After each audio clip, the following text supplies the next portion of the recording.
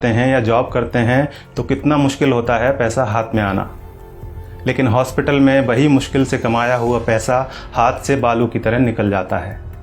फिर भी हम सभी अस्पताल में जितना पैसा मांगा जाता है खर्च करते हैं।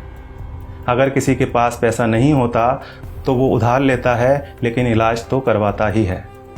अस्पताल में पहले दिन ही सबसे ज़्यादा टेस्ट होते हैं, कुछ सर्जिकल आइटम्स भी खरीदे जाते हैं, इसी दिन सबसे ज़्यादा दवाइयाँ लिखी जाती हैं।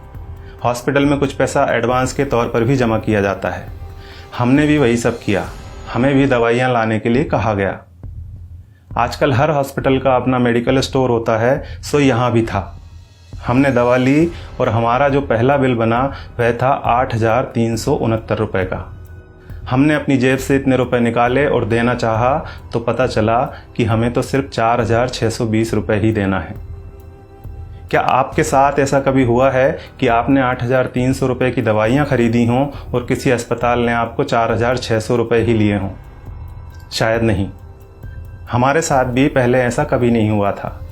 अब यह बिल देखिए, दवाओं की कुल कीमत है 8,369 रुपये, जिसके नीचे लिखा है डिस्काउंट 3,748 रुपये।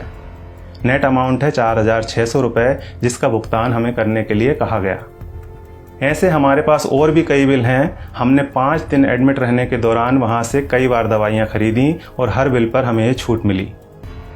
सबसे बड़ी बात यह थी कि ये डिस्काउंट हमें मांगने पर नहीं मिला था, ये बिना मांगे हमारे बिना आग्रह किए पूरे सम्मान के साथ हमें दिया गया था, क्योंकि ये डिस्काउंट वहाँ उनके बिलिंग सॉफ्टवेयर में ही फीड कर दिया गया है।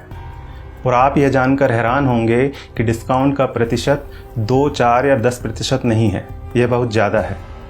कुछ सर्जिकल और इंजेक्टेबल में डिस्काउंट 91% यानी 91% तक हैं, और जितने भी पेशेंट वहाँ एडमिट हैं सबको इसका लाभ मिल रहा है। अब आपके मन में सवाल उठ रहा होगा कि ऐसा क्यों? हम भी यही सोच रहे थे कि आखिर ऐसा क्यों। तो हमने डॉक्टर साहब से सीधे पूछ लिया, क्योंकि इसका जवाब तो वही दे सकते थे।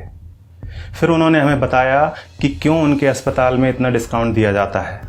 उन्होंने हमें समझाया कि MRP का खेल क्या होता है। एक उदाहरण के तौर पर उन्होंने बताया कि एक इंजेक्शन 270 रुपये का आता है और उस पर MRP आती है 1,000 रुपये। उन्होंने कहा कि मेरा मन नहीं माना कि मैं 270 रुपये का वह इंजेक्शन अपने पेशेंट को 1,000 रुपये में बेच दूँ। मैं डॉक्टर हूँ, मुझे अपनी फ़ीस और मेरे हॉस्पिटल की दूसरी सेवाओं का चार्ज मरीज से लेना है। 270 रुपये का इंजेक्शन 1,000 में नहीं बेचना। ये बात तो हुई डॉक्टर संजय कुमार के नैतिक मूल्यों की।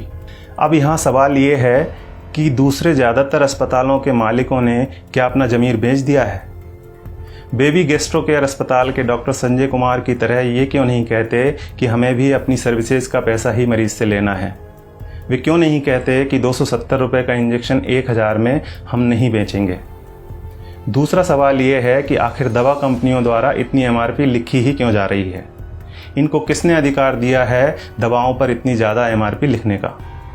और आखिर में सबसे बड़ा सवाल यह है कि हमारी सरकार, हमारा स्वास्थ्य विभाग, हमारे प्रधानमंत्री और स्वास्थ्य मंत्री क्या कर रहे हैं?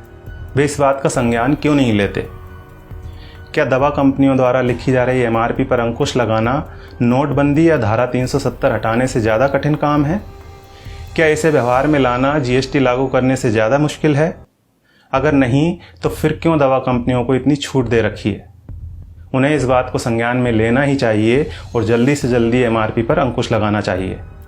जब तक ऐसा नहीं होता है तब तक आपको और हमें अपनी आवाज़ उठानी ही पड़ेगी, और ये इतना मुश्किल भी नहीं है।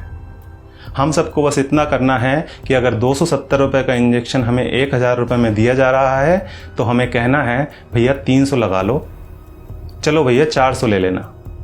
इसके साथ ही एक काम और करना है, और वो ये है कि इस वीडियो को ज़्यादा से ज़्यादा शेयर करना है। धन्यवाद।